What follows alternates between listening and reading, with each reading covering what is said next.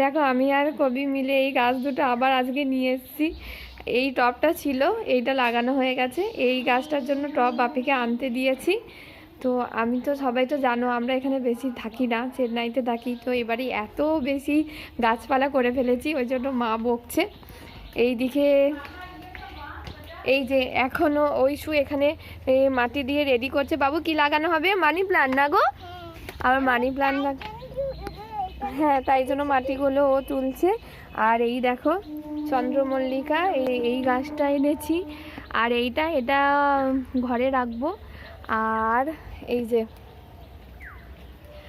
আর করেছি স্নেক প্ল্যান্টটাও রুমে রাখবো। এত গাছ, মা জন্য রেগে যাচ্ছে, বলছে যে কবিতা এত জল দিতে পারবে তো? দেখো, কিন্তু কি করবো বলো, আমার গাছগুলো এত ভালো লাগে। আর দেখো সেই যে বলেছিলাম না